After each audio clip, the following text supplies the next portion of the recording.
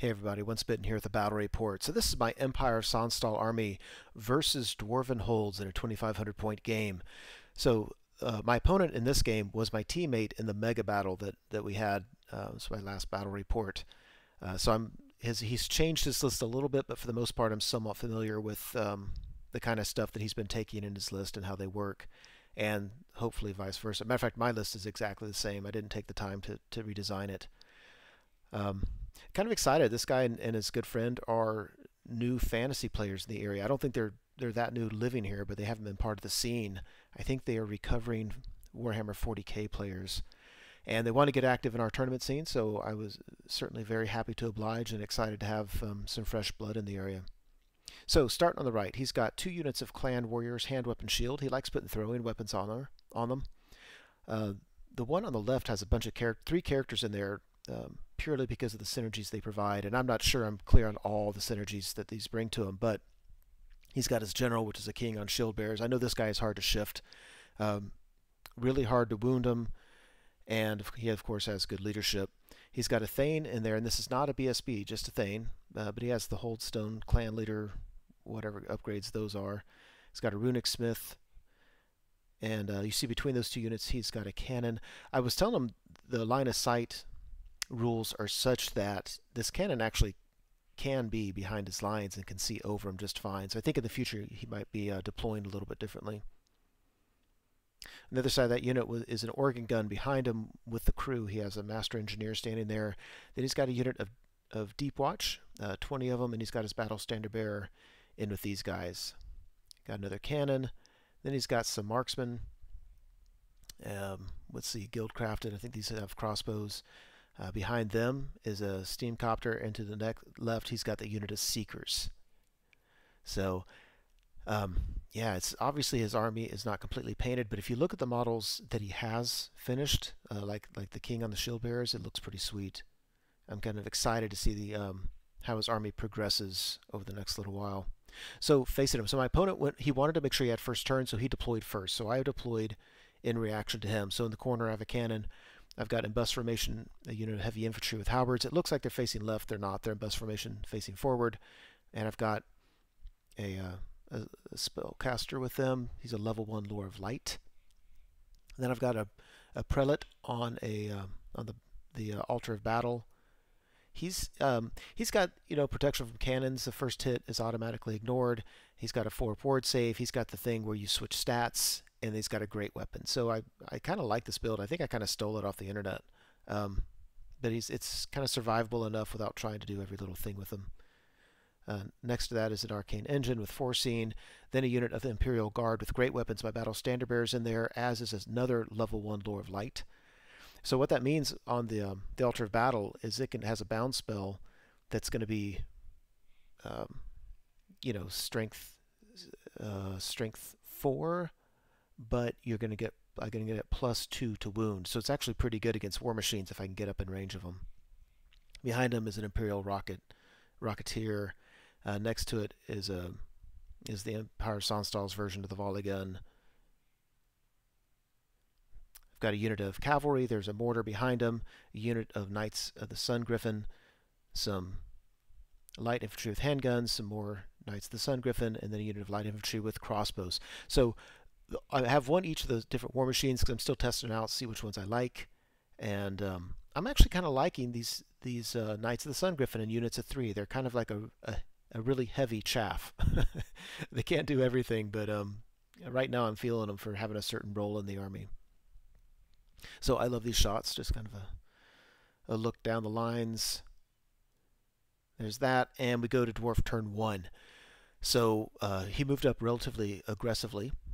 Now, one thing I'm really liking, I know when several editions ago, when beta editions ago, when the dwarfs all of a sudden could march at 3 times their movement instead of 2 times, a lot of people complained about that. And now the dwarfs are just as mobile as anybody else. And I'm actually really liking how that's designed now, because it allows dwarfs to get in the action, but when they want to charge somebody, they're still only movement 3, and that can be rough. I think I would be frustrated. Like, how do you connect the charges when you need them when you're only adding 3 to your roll? So I actually think that's kind of a good blend. Anyway, he moves up like that. We go to the magic phase, and there's nothing worth casting really. We go to the shooting phase, and it's really a bust. I don't remember the details of all that happened, but there was nothing worth taking a picture of. Just nothing. So we go to the Empire of Sonnstahl turn 1, and I move up pretty aggressively. Overall, it looks like that.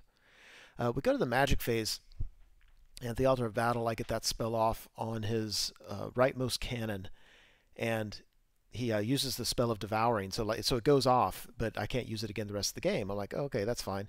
So I roll up my hits and wounds, and I do exactly 0 wounds. So I try some other magic missiles, some other things. Nothing really happens, but I do get all those dice out. So then I throw just the signature spell, magic missile from one of my level 1s at his cannon. It's going to do D6 strength 4 hits. And he's like, yeah, whatever, that's fine. So I roll the D6, I roll a 5. And then I roll 5 dice. And I roll 3 6s and kill his cannon. I couldn't believe it. Like the spell that was custom designed to take out war machines fails utterly, doesn't do a thing, and then this throwaway spell takes the cannon out of the game. Then we go to the shooting phase. I have not been impressed with the Imperial Rocketeer. Maybe it's because they don't have a good crew with them. I've got a Witch Hunter model and a Engineer model just standing in. But this game, they open up, they land the template on his organ gun, and sure enough, it does. I think it does D3 plus 1 wounds, strength 5, and I kill it because why not? This is crazy. And then my other cannon, I think it was the cannon, lets loose on his last cannon and kills it. It was the most insane thing I've ever seen. For his shooting phase did absolutely nothing, and my shooting phase, well, my magic phase takes out a war machine, and my shooting phase takes out 2 war machines. And now the dwarfs are left to rely solely on their fighting prowess. I thought was rather remarkable. We go to dwarfs turn 2. Overall, the board looks like this. Here on the left, his seekers tried to charge this unit of mine, and it was, I think they needed like a 10, and they failed it. Yeah, so overall it looks like that. I don't know how I feel about that matchup. One thing I can say is that I was under the impression that Seekers were strength 5, because in our mega battle, that's how he played it all game. And then right about this time, he said, oh wait, I made a mistake. These guys are actually strength 6. That makes a big difference. His magic phase did nothing. Now his shooting phase, he only has a unit of marksmen back there, and they weren't doing much. I think they might have put a couple wounds on the Knights of the Sun Griffin. We go to Empire of Sonnstahl turn 2. The Knights of the Sun Griffin on the left charge his steam copter. Yeah, there's that. On the right, I'm going to go back one. On the right, I could have made a charge there, but I didn't think I was necessarily going to break that unit, and I didn't want to get countercharged. So I like the idea of just parking my halberds up close enough to where, he kind of just has to charge them, and I'm not in a hurry. I kind of like my position there. So there's this. I know I'm going to win it. I'm just hoping I can overrun far enough to get out of the way of those seekers. We go to magic and shooting, and I whittle them down by a few, and whittle them down by just a little bit. And after combat, yeah, we easily beat the copter. We easily get out of range. The downside, of course, is my other guys over there. I couldn't really do much with them. I tried backing them up a little bit, so they got easily charged by the Seekers. I'm actually kind of okay with this because I think they'll hold their own, or at least I was thinking they would hold their own. Yeah, I guess we'll just have to see. Tell you what, we're going to go back some. On the right-hand side, you notice he kind of moved up aggressively. I don't have a flank that I can charge on him. My halberds can't get past the unit in front of them to charge the flank of that middle unit. My Imperial Guard could charge that. I mean, I guess I could charge any unit, but the only one they could really charge is that middle one. And then it's a matter of, can I beat them and avoid a counter charge? Because if they stick, that's going to be rough. Yeah, there's that over there. Again, I'm thinking that, I don't know, 2-up armor save, because I've got a lance and shield. Strength 6 goes to a 5-up armor save. Yeah, that's probably not going to go well for the Sun Griffin guys. His marksmen open up and do 3 wounds to this other unit, which I thought, well, it was unexpected because this shooting before was just so bad. And then we go to combat, and the Seekers absolutely destroy the Knights of the Sun Griffin. I shouldn't say that. They really just, they won combat, and then I broke. They ran them down because, of course, 2 dice always beats Swift Stride. They overrun into the marksman. I take panic tests all around, and my handgunners and my other unit of Knights of the Sun Griffin both fail their panic and run.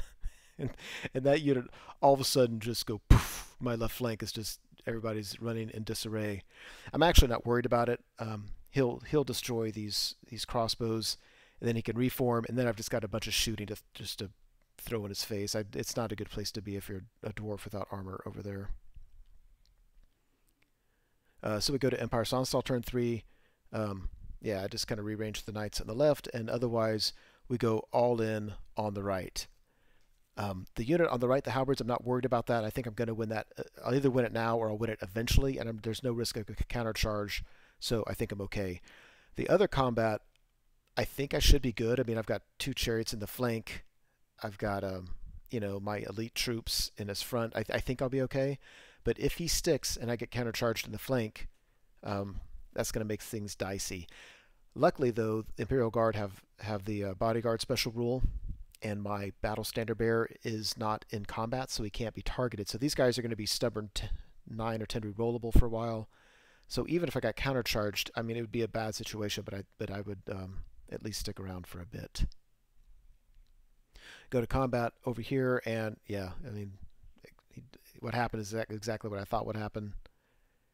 And then over here, yeah, the halberdiers go in, and they kind of wreck face on him. I think the worst problem is that my opponent's leadership was too far away. So these guys were testing on a re-rollable, really low number, and yeah, it just didn't happen for them.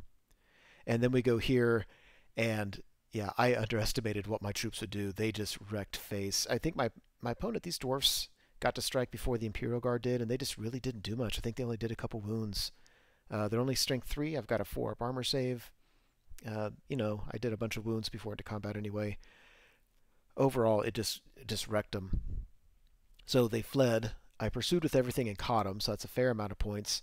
The Imperial Guard, in pursuing them, hit the flank of the unit there on the left, and at that point, my opponent's like, "Yeah, you got it."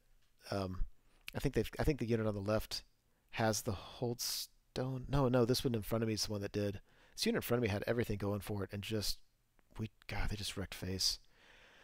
So with both units on the right gone, with the unit on the left, it's going to be gone soon. It would just, even if they never broke, we would kill him to a man very, very quickly.